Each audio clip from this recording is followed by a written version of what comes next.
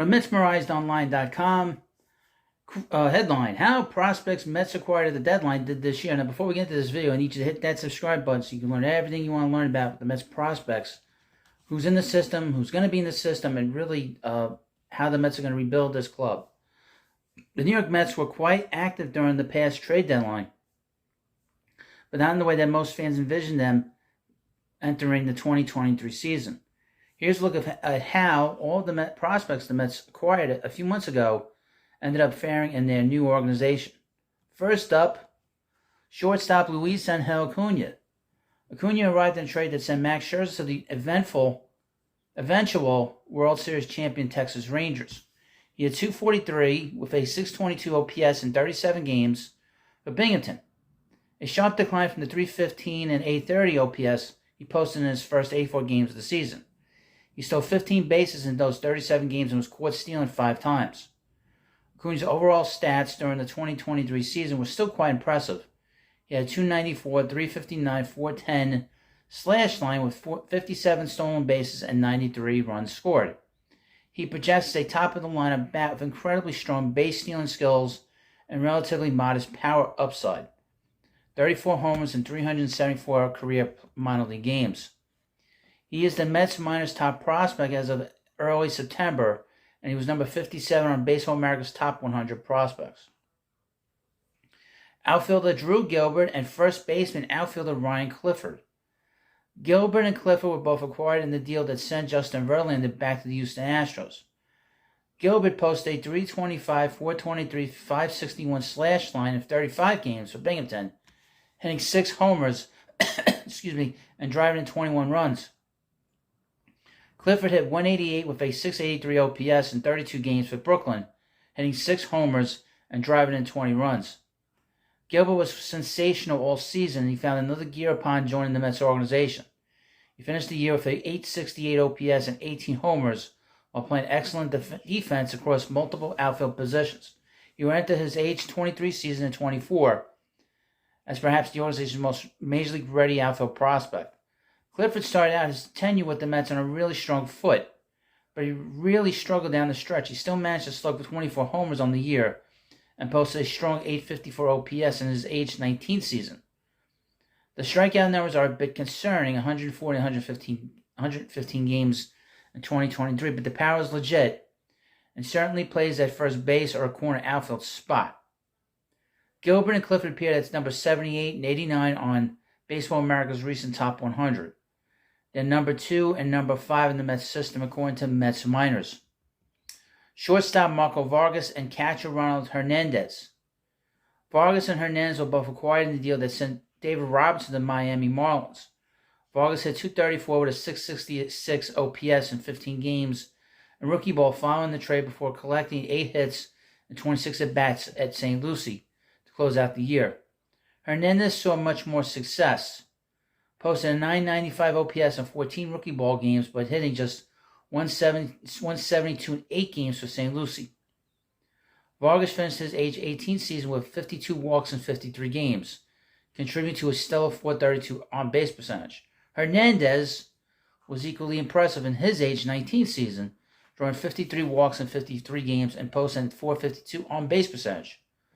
Both players are likely to start the season in 2024 in St. Lucie and will be among the most intriguing prospects in the lower levels of the Mets minor league system.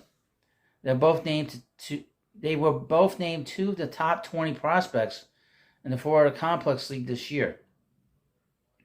Utility man Jeremiah Jackson. Jackson was acquired in the trade that sent Dominic Leone to the Los Angeles Angels. Jackson posted an .802 OPS in 37 games with Binghamton, hitting 7 homers and collecting 6 stolen bases.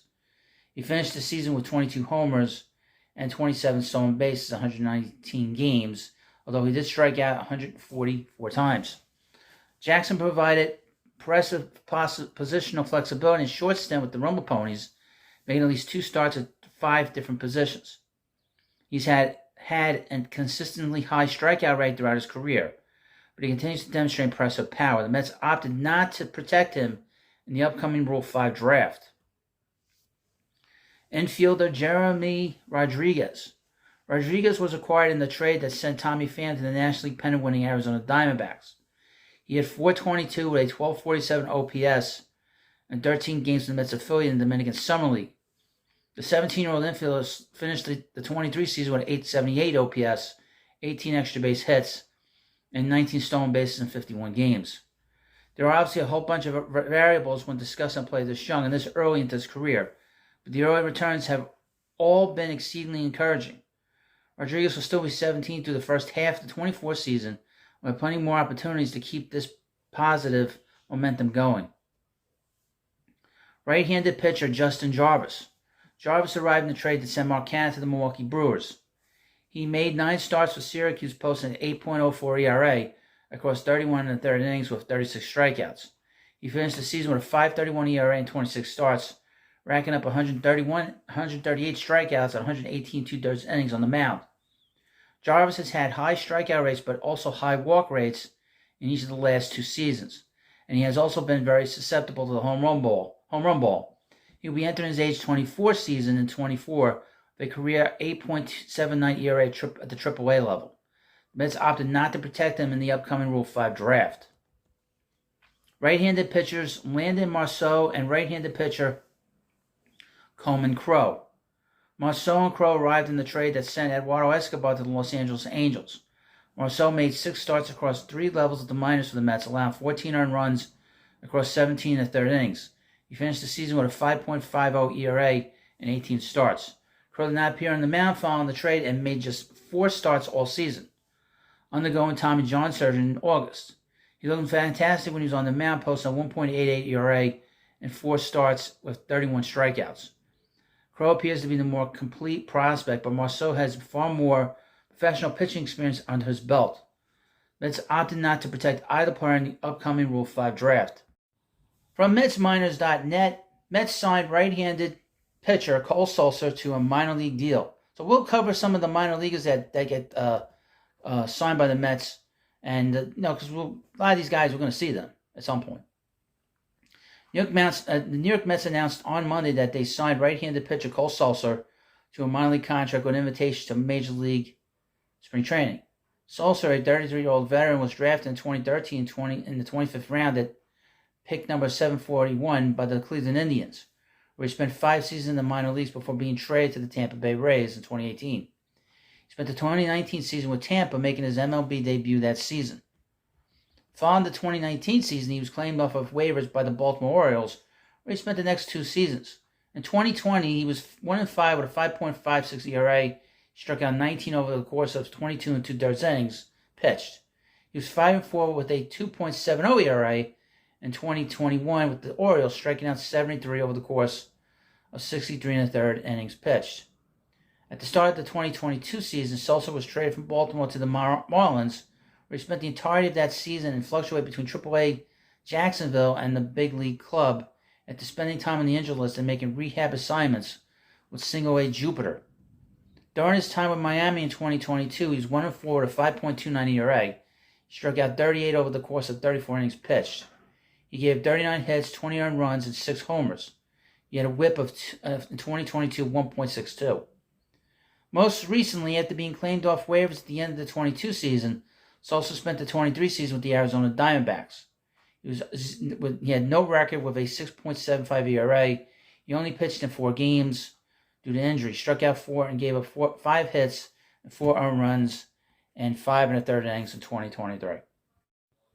Now, in this part of the video, we're going to do something a little unusual, because last year when the Mets signed Kodai Senga, he was put on a lot of prospect lists.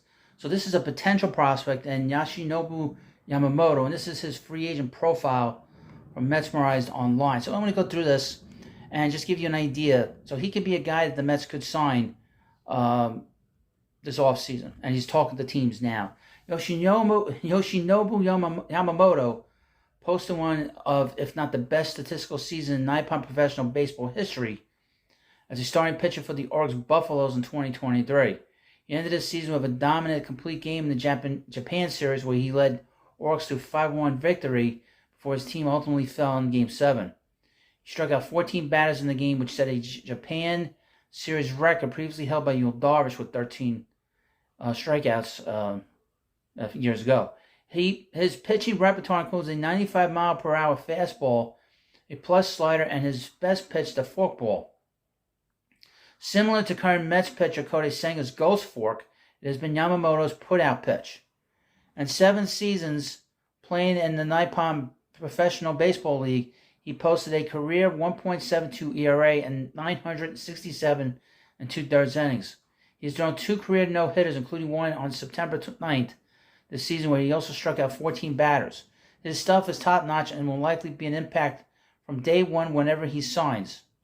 Now, before we leave this video, I need you to hit that subscribe button so you know everything that's going on with the New York Mets. If the Mets sign Yamamoto, he will become a big part of this channel because scouting reports will come up and be looked upon in certain publications as a rookie. So he'll be considered a prospect, and that will bolster the Mets farm system in a huge, and I mean a huge way. And let me know what you think about this video. Hit that subscribe button, and I'll see you later.